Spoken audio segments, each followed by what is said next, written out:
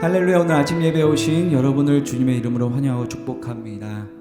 우리 주님 같은 분은 없음을 이 세상 가운데 우리의 삶 속에 우리 주님만을 신뢰하고 의지해야 함을 오늘 믿음으로 고백할 수 있는 이 한날이 되기를 간절히 소망합니다. 내 주 같은 분 없네. 그 어느 누구도 내 생명 다하도록 주 얼굴만 구하리. 내 주 같은 분 없네. 그 어느 누구도 내 주 같은 분 없네. 이 땅 위에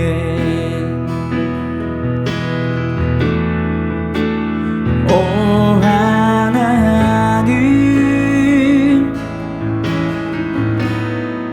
주 나의 모든 것. 내 주 같은 분 없네. 이 땅 위에 오 하나님,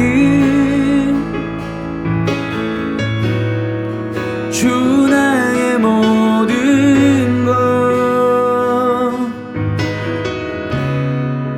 내 주 같은 분 없네. 이 땅 위에 오 하나님, 오 하나님, 주 나의 모든 것. 내 주 같은 분 없네. 이 땅 위에 오 하나님, 오 하나님, 주 나의 모든 것. 내 주 같은 분 없네. 이 땅 위에. 제 8장.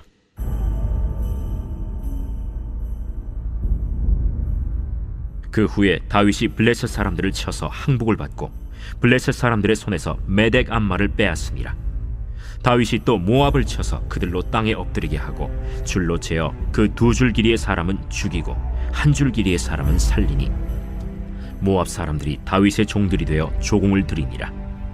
르홉의 아들 소바 왕 하닷 에셀이 자기 권세를 회복하려고 유브라데 강으로 갈 때 다윗이 그를 쳐서 그에게서 마병 1700명과 보병 2만 명을 사로잡고 병거 100대의 말만 남기고 다윗이 그 외의 병거의 말은 다 발의 힘줄을 끊었더니 다메섹의 아람 사람들이 소바 왕 하닷 에셀을 도우러 온지라.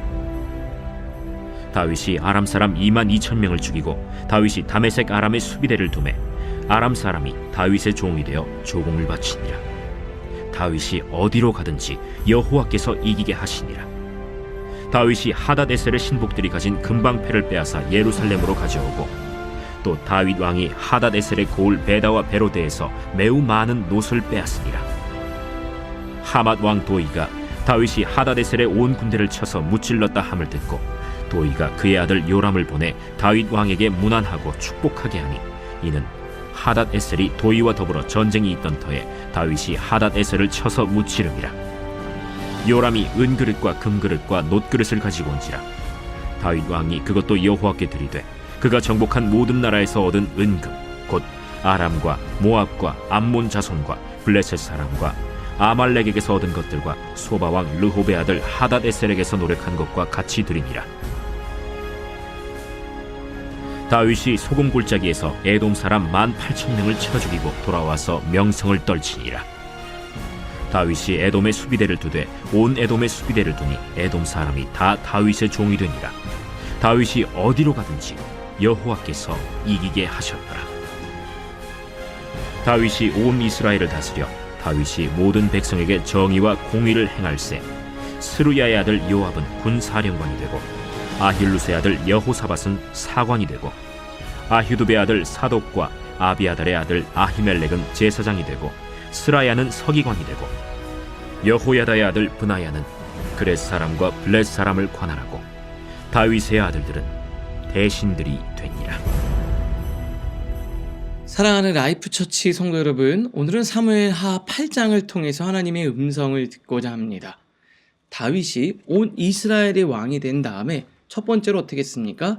예루살렘을 중심으로 삼았어요. 예루살렘을 되찾고 그 예루살렘을 수도로 세우면서 영적인 중심의 그런 중심지가 됐습니다. 그리고 뭐 했습니까? 언약궤를 되찾아왔어요. 이 두 가지가 의미하는 게 뭐냐? 하나님을 중심으로 예배가 회복이 되고 신앙이 회복이 되고 영적으로 하나님 앞에서 온전하게 됐다는 것을 의미하는 거예요. 예루살렘을 되찾고 빼앗긴 언약궤를 그 성으로 가지고 오면서 바로 온 이스라엘이 하나님 앞에서 무너졌던 예배가 신앙이 다시 제자리를 잡기 시작했다 이 말입니다. 우리 큐티책 두 번째 줄 보니까 다윗이 왕이 된 후에 이스라엘은 중요한 변화를 경험했는데 예루살렘을 수도로 정하고 하나님의 언약궤가 예루살렘으로 옮겨짐으로 인해서 예배가 회복되고 하나님이 다스리는 나라라는 그 이스라엘의 정체성이 회복된 거예요. 그 결과가 뭘로 나타났냐? 오늘 이게 첫 번째입니다. 6절인데요. 다윗이 다메섹 아람의 수비대를 두매 아람 사람이 다윗의 종이 되어 조공을 바치니라. 주변에 있는 이방 나라들이 다윗에게 조공을 바쳤다. 이 말은 뭐예요? 하나님 다윗 높이셨다는 거지. 그리고 뒤에 뭐라고 돼 있냐? 다윗이 어디로 가든지 여호와께서 이기게 하시니라. 이렇게 계속해서 나오는 게 뭡니까? 하나님 중심으로 삶이 재편되니까 다윗이 어디로 가든지 하나님이 승리를 주셨다는 거예요. 여러분, 우리는 무슨 생각을 많이 합니까? 내가 이쪽으로 가야지 잘 될까? 저쪽으로 가야지 잘 될까? 내가 이 회사를 가야 되나? 저 회사를 가야 되나? 내가 이 사람 만나야 되나? 저 사람 만나야 되나? 그런데 여호수아 1장에 뭐라 그럽니까? 어디로 가든지. 여기도 뭐라고 되어 있습니까? 어디로 가든지. 핵심은 뭡니까? 내가 하나님과 나의 관계가 온전하게 세워지면 여러분이 어느 쪽으로 가든 상관없다는 거예요. 왜요? 복의 근원이신 하나님이 여러분들을 지키시고 인도하시기 때문에. 예루살렘을 수도로 세우고 빼앗긴 언약궤를 예루살렘에 가져오면서 하나님이 다스리는 나라, 무너진 예배와 신앙이 제자리를 잡기 시작하면서 그 정체성이 회복되니까, 하나님과의 관계가 회복이 되니까 하나님이 복을 주신 거예요. 여기 뒤에 보면 이렇게 돼 있습니다. 이런 영적 회복이 국가적인 변화를 가져왔고 부강하고 강력한 나라로 성장했다. 영적 회복이 나라의 부흥을 가지고 왔다. 성경이 강조하는 게 뭐냐? 그 밑에서 네 번째 줄, 다윗의 승리를 인간적인 노력이나 군사적인 결과로 보지 않았다라는 거죠. 하나님 중심의 삶의 결과였다. 자, 오늘 Everyday with God 이 말씀을 통해서 여러분의 삶에도 예루살렘을 수도로, 그리고 하나님의 임재를 상징하는 언약궤를 그 예루살렘을 가져온 것처럼 여러분의 삶에도 하나님의 말씀이, 하나님의 은혜가, 그리고 예배가 중심이 되고 하나님과의 관계가 먼저 회복되는 은혜가 있기를 바랍니다. 그러면 그게 바로 여러분의 삶에 하나님이 승리를 주시는 거예요. 어디로 가든지. 자, 두 번째는, 그러면서 다윗이 하나님이 주시는 그 승리를 경험하면서 뒤에 보니까 한 가지가 나오는데 15절인데요. 다윗이 온 이스라엘을 다스려 다윗이 모든 백성에게 정의와 공의를 행한다. 모든 백성에게 공평하고 의로운 법으로 나라를 다스리는데 그 뒤에 보니까 체계를 잡기 시작합니다. 이 수르야의 아들 요압을 군사령관으로, 그렇죠? 그리고 아힐룻의 아들을 이 여호사밧은 사관이 되고 행정적인 부분들 다룰 수 있도록, 그리고 사독과 아히멜렉을 종교를 관할하는 제사장으로, 스라야는 서기관으로, 그리고 여호야다의 아들 브나야는 그렛 사람과 블렛 사람을 관할하고, 다윗의 아들들이 대신들이 되고. 무슨 말입니까? 각 파트에 담당자를 세우고 조직과 체계를 갖추기 시작했다라는 거예요. 그러면서 강력한 이 왕권을 체계를 통해서 하나님 나라를 이루어가기 시작했다.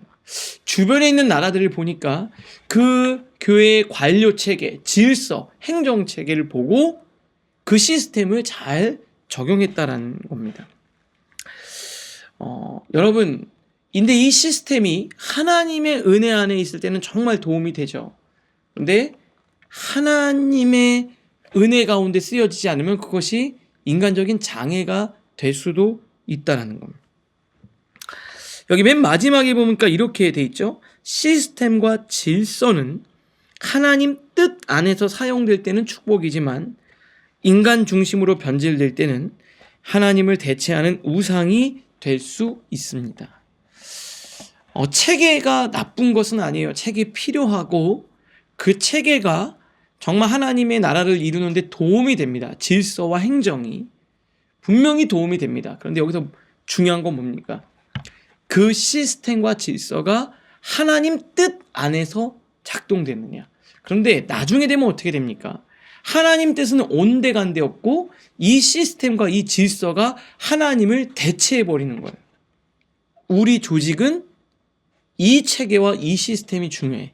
하나님의 뜻이 그 위에 서야 되는데 하나님의 뜻은 온데간데 없고 인간의 체계와 인간의 관료 체계, 인간의 시스템, 인간의 행정이 하나님의 뜻을 대체해버릴 때 공동체는 무너지는 거예요. 인간 중심으로 변질되지 않도록 하는 것이 중요합니다. 지금 다윗은 하나님 중심으로 그 시스템을 만들었고 그 시스템은 하나님의 뜻을 잘 구현하기 위해서 의미가 있는 거예요. 여러분들도 여러분의 삶의 어떤 체계와 질서가 중요하지만 그 체계와 질서가 하나님의 뜻을 이루는데 도움이 되는 체계와 질서가 되어야 된다, 이 말이에요. 오늘 이 말씀을 통해서 여러분들에게 주시는 영적인 메시지가 바로 그겁니다. 자, 오늘 두 가지를 좀 생각할 텐데요. 첫 번째 질문입니다. 내 삶에서 하나님 중심의 삶을 더 세우기 위해 오늘 무엇을 결단할 수 있습니까? 여러분, 중요한 게 뭐죠? 다윗이 하나님 중심으로 삶이 정비되기 시작하니까 어디로 가든지 승리를 주셨어요. 그럼 나는 하나님 중심으로 삶을 정비하기 위해서 내가 무엇을 결단해야 되는가? 오늘 이게 첫 번째입니다. 두 번째, 우리 교회는 예배의 기쁨과 은혜로 세워지고 있냐? 시스템의 은혜를 앞서가지 않도록 기도합시다. 시스템과 질서가 중요하지만 결론적으로 말씀드리면 시스템과 질서가 하나님의 뜻을 세우고 하나님의 은혜를 더 강화하는 데 도움이 되는 거죠. 근데 그 시스템과 질서가 하나님의 은혜와 하나님의 뜻을 앞서가거나 대체해버리지 않도록 주의해야 돼요. 그렇게 될 수 있도록 기도하는 거죠. 라이프처치 여러 가지 좋은 시스템과 프로그램과 절차가 있지만 그것이 하나님의 뜻과 하나님의 은혜를 앞서지 않기를 저는 기도합니다. 여러분도 여러분의 삶에서, 교회에서 하나님의 은혜와 하나님의 뜻이 궁극적으로 앞서기를 기도하는 오늘 하루 되실 수 있기를 바랍니다. 기도하겠습니다. 하나님 중심으로 삶을 세우게 하여 주시옵소서. 시스템이 은혜를 앞서지 않고 행정과 절차가 하나님의 뜻을 가리지 않게 하여 주시옵소서. 예수님의 이름으로 기도합니다. 아멘.